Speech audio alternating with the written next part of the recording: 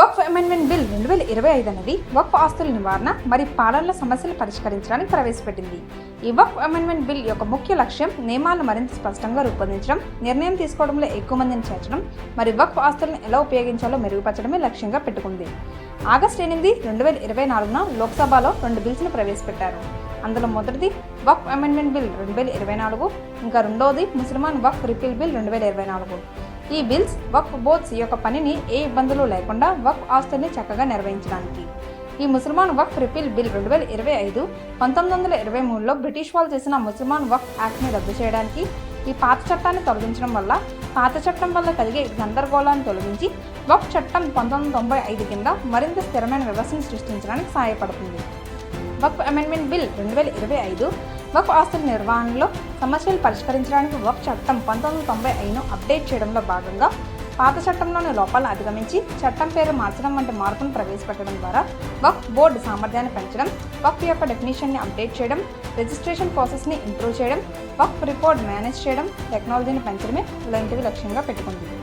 August 9, 2024న parliament ఉభయ సభల్లో వేర్వేరు తీర్మానాల ద్వారా బిల్లును జాయింట్ కమిటీకి రివ్యూ ఇంకా రిపోర్టు కోసం పంపబడ్డాయి. ఈ జాయింట్ కమిటీలో లోక్సభ నుండి 21 మంది సభ్యులు మరియు రాజ్యసభ నుండి 10 మంది సభ్యులు ఉన్నారు. బిల్ ముఖ్యమైనది మరియు బోర్డు యొక్క ప్రభావం ఉండడం వల్ల ప్రజలు, నిపుణులు, వాటాదారులు మరియు ఇతర సంబంధిత సంస్థల నుండి అభిప్రాయాలు సేకరించాలని కమిటీ నిర్ణయించింది. మొదటి సమావేశం ఆగస్టు 22, 2024న జరిగింది. ఆ సమావేశంలో ఆల్ ఇండియా సున్నీత్ జమియాతుల్ ఉలామా Mumbai, India Muslims of civil rights New Delhi, ఇంకా మరెన్నో ముఖ్య సంస్థలు ఇంకా వాటాదారులను సంప్రదించారు.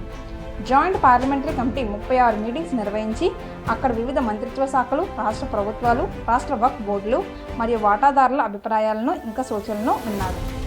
మొత్తం 97,27,772 మెమోరాండాలను భౌతికంగా మరియు డిజిటల్గా అందుకున్నారు. వక్ఫ్ అమెండ్మెంట్ బిల్ 2024ను క్షుణ్ణంగా సమీక్షించడానికి కమిటీ దేశంలోని కొన్ని నగరాలను స్టడీ విజిట్ చేసింది. అదే 26/9/2024 నుంచి 1/10/2024 వరకు ముంబై, అహ్మదాబాద్, హైదరాబాద్, చెన్నై ఇంకా బెంగళూరు, 9/11/2024 నుంచి 11/11/2024 వరకు గువాహటి ఇంకా భువనేశ్వర్, 18/1/2025 నుంచి 21/1/2025 వరకు పాట్నా, కోల్కతా ఇంకా లక్నోని విజిట్ చేశారు. ఈ కమిటీ 284 మంది వాటాదారులతో, 25 స్టేట్ వక్ఫ్ బోర్డుతో, 15 స్టేట్ గవర్నమెంట్స్, 5 మైనారిటీస్ కమిషన్స్ ఇంకా 20 మంది మంత్రులతో లోతైన చర్చలు జరిపింది. ఈ విజిట్స్ కమిటీ మెంబర్స్ని గ్రౌండ్ లెవెల్లో ఉన్న పరిస్థితులు కూడా అర్థమయ్యేలా చేశాయి. ఈ వక్ఫ్ అమెండ్మెంట్ బిల్ 44 నిబంధనలు వక్ఫ్ ఉండగా వక్ఫ్ అమెండ్మెంట్ బిల్పై జాయింట్ కమిటీ 19 నిబంధనలతో మార్పును సిఫార్సు చేసింది. జాయింట్ కమిటీ తన రిపోర్టును లోక్సభ స్పీకర్ 2025 జనవరి 31న సబ్మిట్ చేసి మరియు ఆ రిపోర్ట్ను 2025 జనవరి 13న పార్లమెంట్ ఉభయ సభ్యుల ముందు పెట్టారు. ఫైనల్గా అప్పర్ హౌస్ నుంచి 128 మంది ఫేవర్గా ఇంకా 95 మంది అపోజిషన్గా ఓట్స్ చేశారు. అలానే దానికి ముందే లోక్సభలో 288 మంది ఫేవర్గా ఇంకా 232 మంది అపోజిషన్గా ఓట్స్ వేయడంతో పార్లమెంట్లో ఈ వక్ఫ్ అమెండ్మెంట్ బిల్ 2025ని ఏప్రిల్ 5, 2025న అప్రూవ్ చేసింది.